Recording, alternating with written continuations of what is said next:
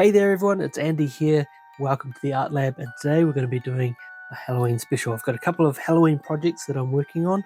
So the first one here, got this cookie mold, just a silicone cookie mold. Picked this up for about $6.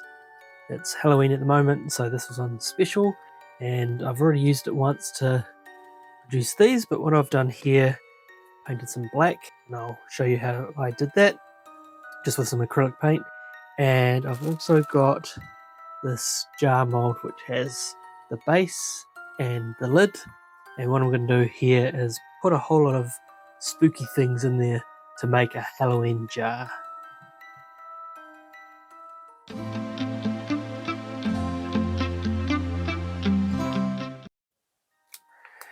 So I've got some spiders. These are glow-in-the-dark spiders, so I think I should be able to fit a couple of those in down the side. I've got some glitter, so this is here a spooky glitter with witches, pumpkin, some just stars. I just spilled half it all over the bench there. And I've got these lights as well, which I'm going to put in around the jar to make that glow up at night. Hopefully that should look pretty cool and very Halloween like. I do have some bats as well, so I'll chuck a couple of those in there and we'll go and make a Halloween jar. I want to be able to get some of that glitter in as well. So actually I think what I might do is add that later. So change of plans. Let's actually put in the resin with the glitter first. Then I'll add a couple of these spiders, add a couple of bats in there, and then we'll go and poke this cobweb in around the edge. And the light, I need to do that as well. So I've now mixed my resin, and what that means is safety first. So I'm a big proponent of safety first when doing resin. That means gloves on, that means mask on, that means not being able to do a voiceover while you're doing your resin work. So I'm on the microphone now doing the voiceover, and I'll guide you through the following steps.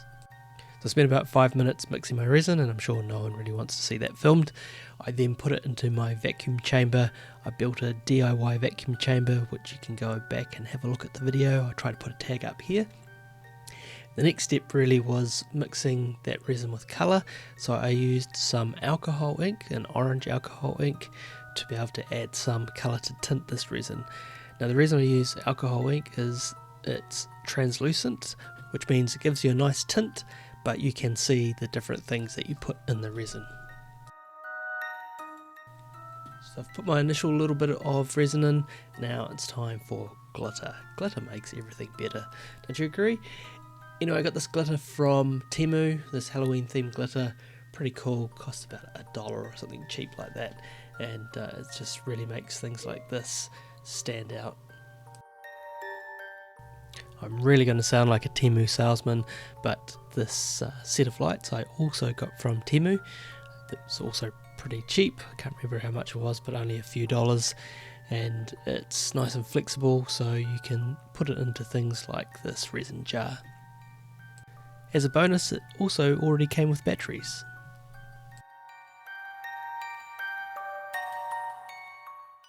The light was pretty simple to put in, just was a matter of going and wrapping round and round the centre of that jar and trying to sort of get the lights at different levels so that they covered the whole height of the jar. This is where your popsicle stick is your friend. It's a great little tool to push things down.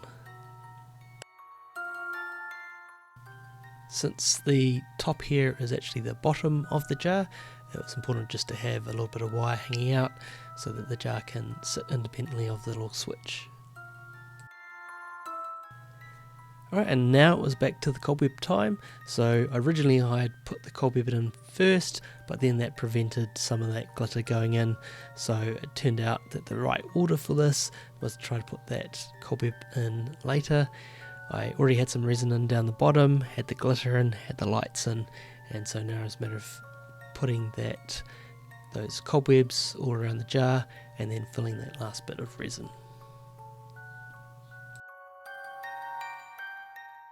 Of course, we can't forget the spiders. I put about 3 or 4 spiders into this jar, and it was just a matter of getting them in there using that good old popsicle stick again, or wooden stick, whichever you like to call it, and getting those spiders in. Of course, they tangle up a little bit with the cobweb, but that all kind of adds to it. And then with a little bit of sticky resin on the gloves, it's a matter of trying to prevent that from sticking to the gloves when you're trying to get it all down into the jar.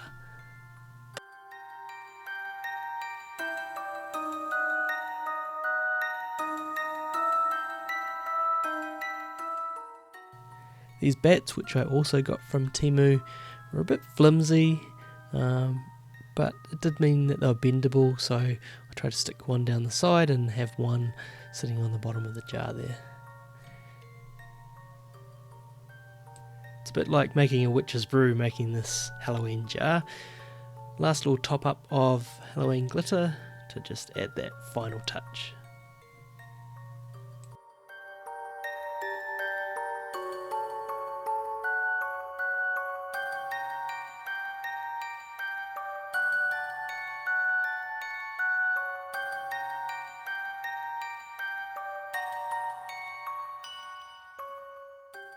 So finished the jar, and now it's on to the lid.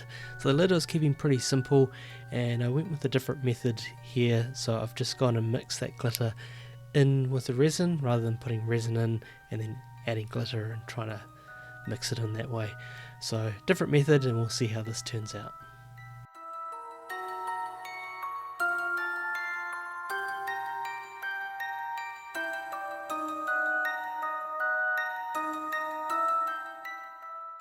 Because this glitter is quite heavy, like these little bits of plastic weigh a little bit when they're in the resin, then there is the risk that the bits of glitter do float to the bottom, and I did actually have that with this jar. I think you can wait for resin to go off a bit more to make it a bit more thicker, so that the glitter doesn't sink as much.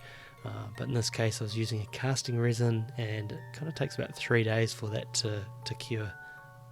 So this video is not just about the light up jar that we just went through the process of making, it's also about some little crafts or little Halloween decor, and I'll be giving these out to trick-or-treaters as they come along, so they'll get some candy and this cool little Halloween craft to take away with them. So this is just a Halloween cookie mold that I managed to pick up. It cost about $6 for this mold, so pretty cheap. Cookie or baking molds are a really good alternative to doing some resin crafts with. It's silicone, so resin doesn't stick to it, and it's a lot cheaper than buying something specifically made for resin. You would have seen earlier in the video that I already did a first batch of these resin crafts. This is the second lot, and in the spider web there I've just put some resin with some of that glitter in there, and now these second lot I'm putting in some glow in the dark mica powder. The day before pouring this I used some black acrylic paint and went and painted the eyes and mouth of both the ghost and the pumpkin here, and didn't do a very good job. I coloured outside the lines, if you put it that way. It wasn't that easy actually to do, because that paint just sort of didn't stick 100% to the silicone, so I actually had to give one coat, wait for that to dry, and then go and give it a second coat, and even still it wasn't that thick, but it was just a bit of an experiment to see how that acrylic paint would absorb into the resin and what the final result would be. When it comes to bubbles with using silicone molds, then you've got a couple of ways you can pop them. So spraying some isopropyl alcohol is one of those ways, and that's the safest. Alternatively, you can use a small flame like a bit collider with the extended handle piece. that's a good way to do it. But if you're using anything a bit more powerful than that, then unfortunately you can damage the silicone. So there's a couple of ways to pop those bubbles. Here I'm unmoulding the first lot of Resin Crafts I did with this silicone mould. So we've got our pumpkin here, which I used a orange mica powder to create. We have the spooky ghost, which I used a sort of a white mica powder along with some holographic glitter, and I really liked how this one came out, really sparkly, and I think whichever kid gets this, they'll love this one. The witch's hat, I used a purple alcohol ink to give it that translucent purple colour, as well as some glitter which I had, which is sort of hearts and moons and stars, which kind of fits with the witchy theme. And this one also, I'm really pleased with how that one turned out.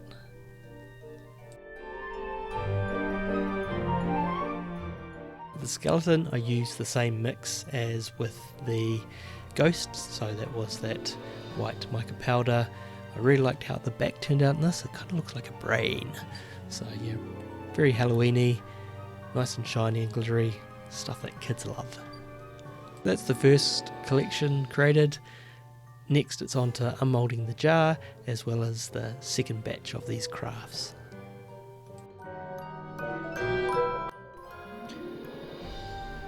Welcome back. It's a couple of days later and the resin is cured, so it's time for some unmoulding. So first off, we'll have a go with these little ones that we did in the cookie cutter template. Now these with glow in the dark resin, and I've painted the eyes.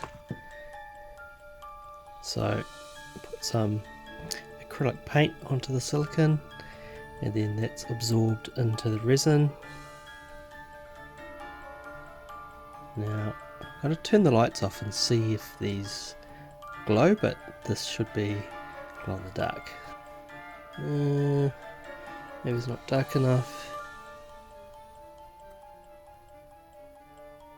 Not sure, or maybe these need a bit of a charge up in the daylight. So we'll give that another go later. Alright, let's see our ghost.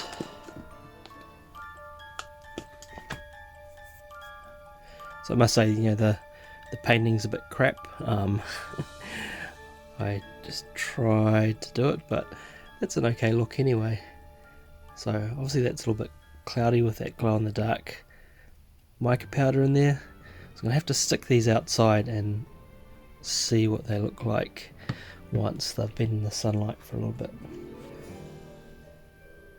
Okay, here's the spider web. Now this one just had the glitter in there, the pumpkins, a bit of red glitter.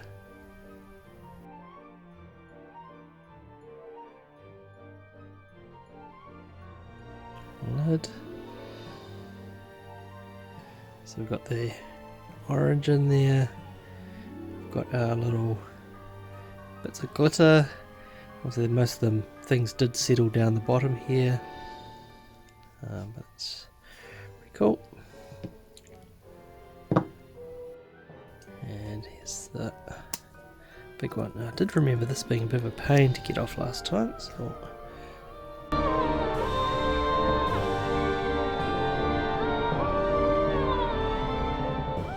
you can see in there the cobwebs, which are supposed to be glow in the dark. Spiders there. They're a bit deeper in than I thought. I thought they'd be a bit more on the outside. Sort of bit ghosts, etc. And so we pull this out, and in theory we should be able to ghostly spider webs, different decorations. Got our spiders. There were some bats there somewhere too, but I think the colour of the resin sort of blended in a bit. I really hope you have enjoyed today's video all about creating this spooky resin jar, as well as our other resin crafts. I'm really looking forward to handing those out to trick-or-treaters tomorrow, and it should be good fun. I love Halloween, and I hope that you have a really happy Halloween yourself and have lots of fun out there. And don't forget keep creating.